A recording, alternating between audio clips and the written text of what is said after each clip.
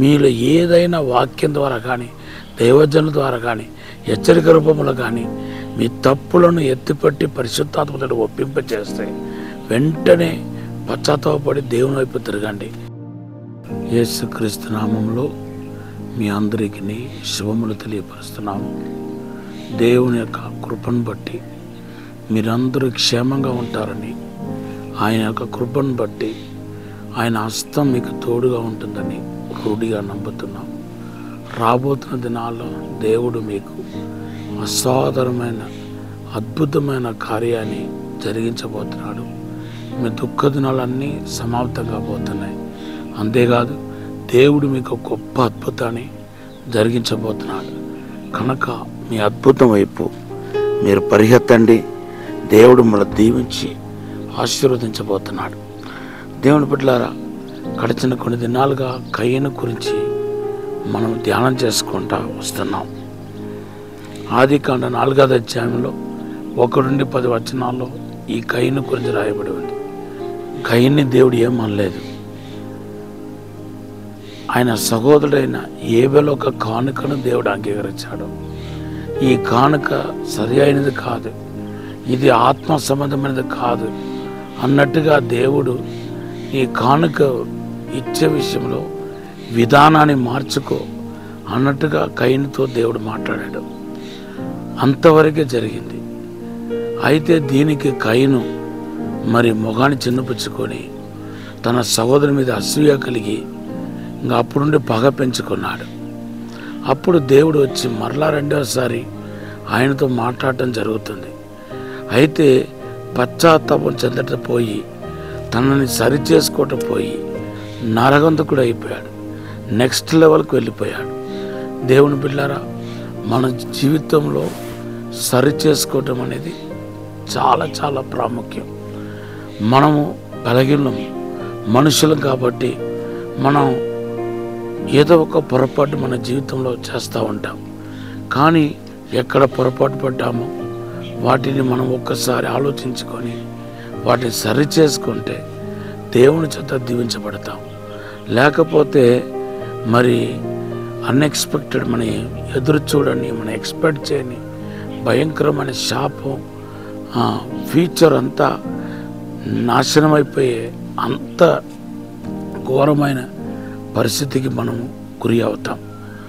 కయ్యను జీవితంలో ఇదే జరిగింది. కయ్యను ఒక్క జీవితంలో మాత్రం కాదు.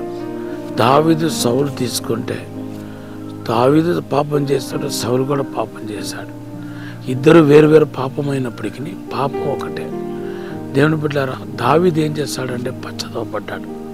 51వ కీర్తనలో ఆయన పడిన పశ్చాత్తాపం ఏంటో, ఆయన దేవుని సన్నిధిలో ఎలాగా మరి హృదయం విరిగిపోయి కన్నీళ్ళతో ప్రార్థన చేసుకుంటున్నాడో మనకు తెలుస్తుంది. సౌలైతే తన హృదయాన్ని కఠినపరుచుకున్నాడు.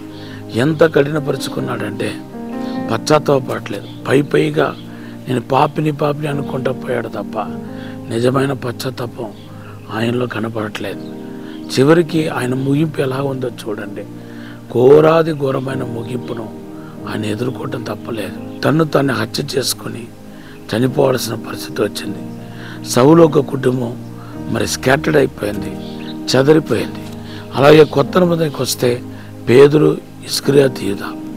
పేతురు మరి నాకు ఈ దేవుడు ఎవరో యేసు ఎవరో తెలియదు అనుకుంటా పోయాడు. ఇస్కరియోతు యూదా మరి యేసుక్రీస్తును 30 వెండి నాణేలకు అప్పగించుకున్నాడు. అయితే పేతురు పశ్చాత్తాపడ్డాడు. దేవుని విడిచిపెట్టి వెళ్ళలేదు. ఆయన పశ్చాత్తాపం మరలా ఆయన్ని చిగురింపచేసింది, ఆయనకు ఆశీర్వాదం తీసుకొచ్చింది. కానీ ఇస్కరియోతు యూదా అయితే పశ్చాత్తాపడలేదు. చివరికి అతను కూడా ఏమయ్యాడంటే మరి ఆత్మహత్య చేసుకొని చనిపోయాడు. ఇలాగ మనం బైబిల్లో ఉండే ఎన్నో విషయాలు పశ్చాత్తాపడని వాళ్ళ జీవితాన్ని మనం చూస్తున్నాం. యేసుప్రభువు వారు లూకా సువార్త 15:11-30 వచనాల్లో 2 కుమారుల గురించి మాట్లాడుతున్నాడు. ఒక కుమారుడు పశ్చాత్తాపడి వచ్చాడు. అదే యోహాను సువార్త 15:21-22 వచనంలో చూస్తున్నాం. అయితే పెద్ద కుమారుడు ఇంట్లో ఉంటూ తన తండ్రి చెప్పినప్పటికీ దాన్ని సరి చేసుకుంటున్న మనసు లేదు. తనే గొప్పవాడిలాగా ఫీల్ అయిపోతున్నాడు. ఆ సున్నితిని అవలంబించాడు. దానివలన వచ్చిన నష్టం ఏంటంటే ఇంటి బయట ఉండిపోయాడు, తండ్రితో శాంతి సమాధానం అనుభవించలేకపోయాడు.